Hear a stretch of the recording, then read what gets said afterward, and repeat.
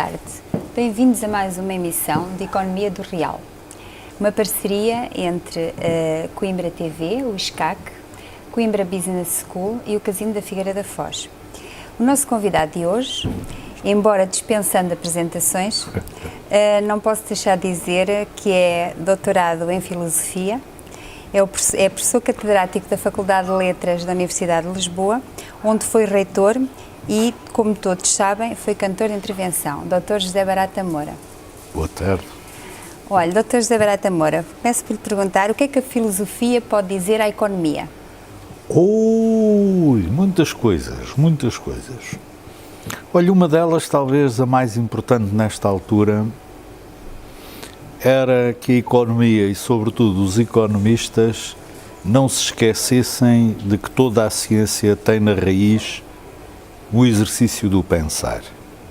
E que não é apenas uma aplicação de esquemas ou umas habilidades com modelos, mas que numa coisa tão séria como a economia, que tem no fundo a ver com aquilo que é a maneira que as sociedades têm de organizar a produção do seu próprio viver, que essa dimensão do pensar não é para pôr nem numa redoma, nem numa prateleira na cave, nem também, enfim, numa vitrine de um museu que se diz que está lá e toda a gente fica satisfeito.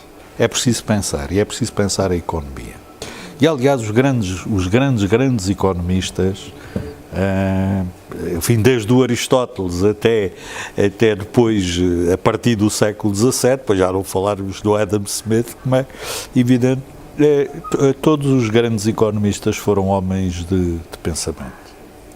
E depois, olha, outra coisa que o título do vosso programa me sugeriu também, e que talvez a filosofia possa ajudar a colocar os problemas aí, é que, de facto, a questão da economia é uma questão que tem a ver com a realidade. Com a realidade. E, portanto, não é apenas uma questão de, digamos, de jogo ou de manipulação de representações da realidade.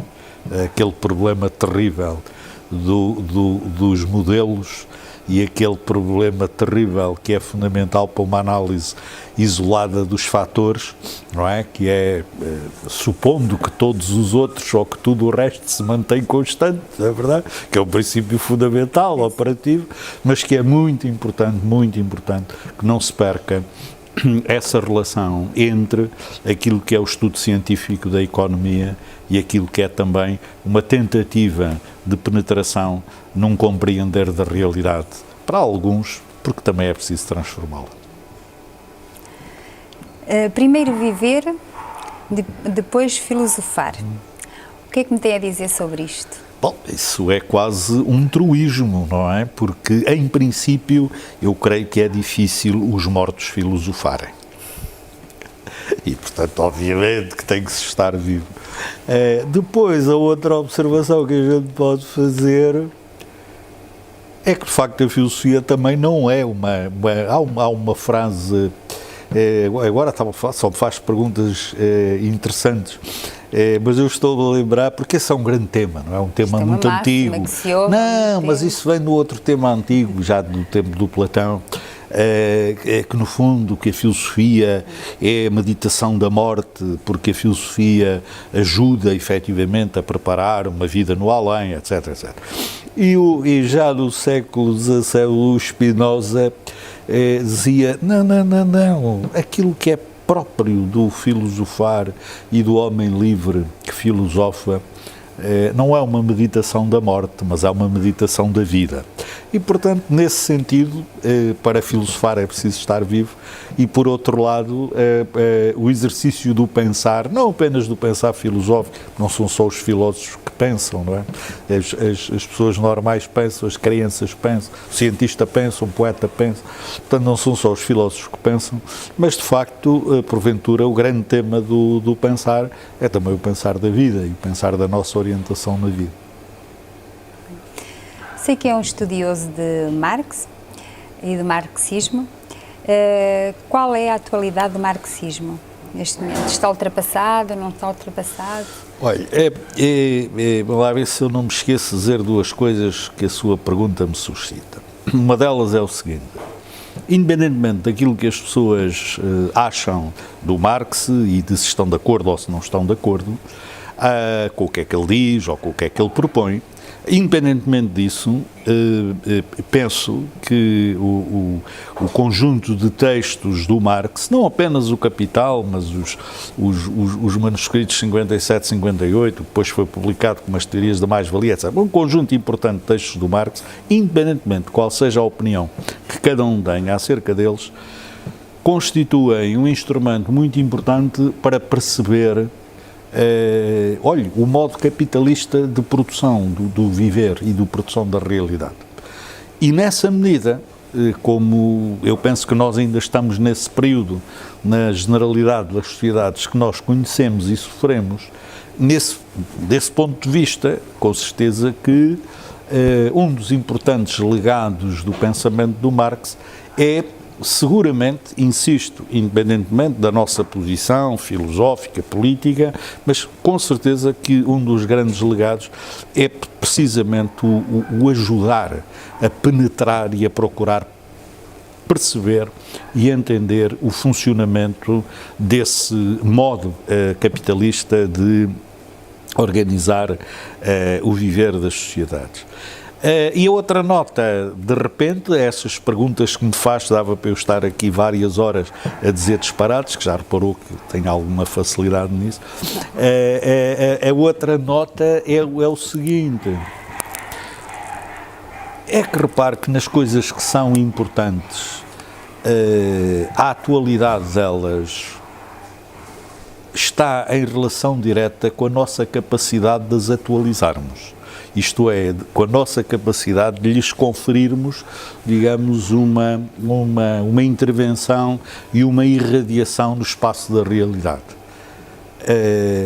E depois também dá uma terceira nota, e é melhor pararmos, senão começam a vir, há uma terceira nota que eu diria, isto é, as pessoas imaginam que só as questões da atualidade é que são importantes. E eu vou mais noutro caminho. Isto é, qualquer boa questão tem atualidade. Muito bem. Sérgio Godinho tem uma canção que diz que não há liberdade a sério se não houver a paz, o pão, a habitação, a saúde e a educação. Acredita que a liberdade é um ideal abstrato? Modo nenhum. É evidente que há muita gente que faz da liberdade um ideal abstrato. E, sobretudo, quanto mais abstrato e mais ideal, melhor. A liberdade é uma coisa que é fundamental ser exercitada. Porque a liberdade não é uma ideia. A liberdade é, digamos, uma capacidade exercitada de nós darmos ao nosso viver individual, de parelha, de grupo, coletiva, a capacidade de nós darmos ao nosso viver um destino. E, portanto, a liberdade é uma coisa para se exercitar. E, aliás, é uma coisa que se cultiva também, que se educa, mas educa-se exercendo-se. Não é uma coisa que a gente só um belo dia começa a realizar porque ainda não estamos maduros para ela. Como é que nós podemos amadurecer para a liberdade, se não a realizarmos também? Com certeza que nem todas as formas de liberdade são iguais e que pode haver enriquecimentos do próprio conceito de liberdade, mas de facto a liberdade não é um ideal abstrato. Não. Pode ser um objeto de luta em algumas circunstâncias.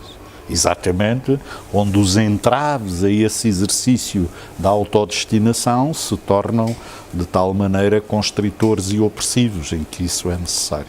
E é também um objeto de luta relativamente ao tal enriquecimento daquilo em que a liberdade constitua e, se calhar, em relação à vida de cada um de nós, também, num certo registro, é um objeto de luta, porque isto de exercer a liberdade é uma maçada, não é? Quer dizer, não é? As pessoas às vezes gostam mais que nos digam como é, que nos digam como é que há de ser. que nos levem pela trela.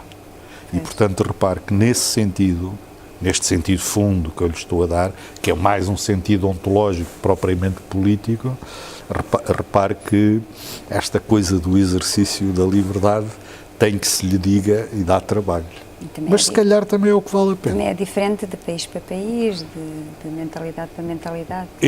Com certeza, e ouça, e de fase, porque repara, e de fase de desenvolvimento no próprio cultivo da humanidade. Isto é, porque à medida que nós enriquecemos, que nós como seres humanos nos enriquecemos nas nossas perspectivas e nos nossos horizontes, com certeza que as exigências que se prendem com a liberdade, digamos, se desenvolvem também, crescem também.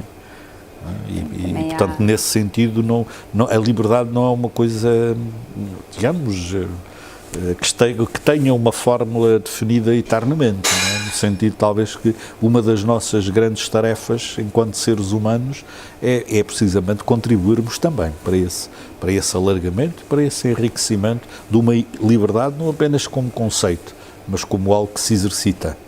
E como algo que tem uma expressão também na configuração da realidade que nós fazemos. Falando aqui um bocadinho das letras das suas canções de intervenção, que eu lembro-me miúda, como eu, todos os ouvintes, do Fungagá da Bicharada. Devia ser muito pequenina. E tive o prazer de o ouvir há pouco tempo. Essas canções, essas letras, era sempre com uma mensagem específica. Está a falar das canções de intervenção ou das canções para as crianças? Ambas, umas para as crianças sim, e depois também as de intervenção. Fala-me um bocadinho disso. Isto é um marco que fica. Vamos lá ver, com sentidos diferentes, não é? Exato. Portanto, é evidente que as cantigas de intervenção que eu fiz, quer antes do 25 de Abril, quer depois, eram cantigas que se inscreviam em movimento. Desculpe interromper, a primeira vez que fui à televisão foi em 1970, salvo erro. Não, nos anos 60. Até ainda eu cantava em francês. A balada de Bidonville, que é ainda antes do 25 de Abril, ainda eu cantava em francês. Ali no princípio dos anos 60, pai, por 62, 63, por aí, já. Isso foi a primeira vez que o programa juvenil, não sei, fui lá 2 ou 3 vezes. Mas, vamos lá ver, portanto, essas canções, essas cantigas de intervenção, é evidente que tinham uma mensagem no sentido de que elas se inscreviam numa movimentação que era, na altura, uma movimentação de resistência, com sentido, obviamente, político e cultural também. E, portanto, não eram cantigas que eu fazia, fechado lá no gabinete, dizer, isto agora é preciso dar aqui umas ideias ao mundo e tal, e eu agora aqui no meu umbigo, mais ou menos, dei-lhe aqui umas voltas, isto subiu e agora tenho que comunicar isto. Não é assim, quer dizer, repare que a arte, e sobretudo a arte de intervenção, vamos lá ver, que não tem que ser uma forma menor, às vezes pode ter produções menores, como também pode haver umas sinfonias que é um desastre, não é? Portanto, o problema não é o género, o problema é a qualidade do produto. Agora, portanto, repare que não é ou nunca, para mim nunca foi, digamos, uma produção endógena e que nós, enfim, temos fazemos o favor de revelar isso ao mundo através das cantigas que a gente faz. Não. Foram sempre, e a força das cantigas vinha daí, portanto sempre foi uma forma de intervenção artística, cultural e política, mas que tinha uma ligação muito grande e muito forte com aquilo que era uma movimentação das pessoas, e a força vinha daí. Em relação à cantiga para os miúdos, a cantiga para os miúdos é diferente, porque também nunca foi feita em gabinete, mas eram cantigas com os mais pequenos, e isso não há gratificação maior, e agora que passaram esses anos em que eu não tenho feito coisas, posso comparar perfeitamente, não há gratificação maior, mas aquilo eram cantigas que nasciam da brincadeira com os mais pequenos, não é? E portanto aquelas histórias não eram histórias que eu um belo dia, olha, não tem nada que fazer, agora vou inventar aqui a cidade do penteado, ou o Dom Beltrão de Fordigongas, outro. Não, é evidente que havia uma parte de inventiva, mas essa parte de inventiva começava por nascer, não é? na própria conversa com as crianças, na própria brincadeira com as crianças. Se calhar a força das cantigas vem daí e não porque eu tenha, enfim, qualquer Inspirava genialidade. diretamente nas crianças. Conversando com eles, e a gente ia inventando aquelas histórias, não é? E, portanto, também são cantigas, são temas, são assuntos, não é? Que brotam, mas que brotam de uma realidade, que é uma realidade vivida e, neste caso, também relacional, porque aí há com certeza que ouça, porque é que os miúdos às vezes ainda cantam as minhas cantigas, não sabem que sou eu que as fiz, nem sabem que eu existo, nem quem eu sou, porque repare, o mérito não é muito meu. Agora, o segredo e a força vinha de que aquilo é alguma coisa que tinha uma relação direta com uma experiência de brincadeira ou de descoberta, em que eventualmente, e apesar de todas as diferenças, porque vendo bem passaram mais de 45 anos, em algumas delas, mas quer dizer, é isso que pode ser também uma partícula em que se traduz uma realidade, uma vivência da realidade e uma convivência da realidade. Ainda hoje se ouve muito. Pois provavelmente, eu costumo dizer que não posso corar porque uso barba, não é? Mas eu imagino que cá por baixo dos pelos que eu corro, digamos, que é das coisas mais gratificantes que nós podemos ter em contacto, é isso. Ótimo.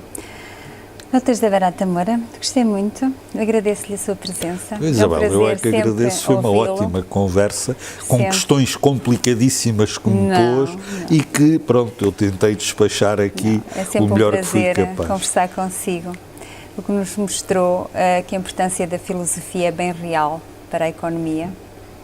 Este bocadinho que falámos sobre as suas canções que nos marcam a todos, marcaram-nos a todos, continuam-nos a marcar, os nossos filhos também. Eu acho que é fantástico. E quanto a nós, voltaremos na próxima semana. Obrigada.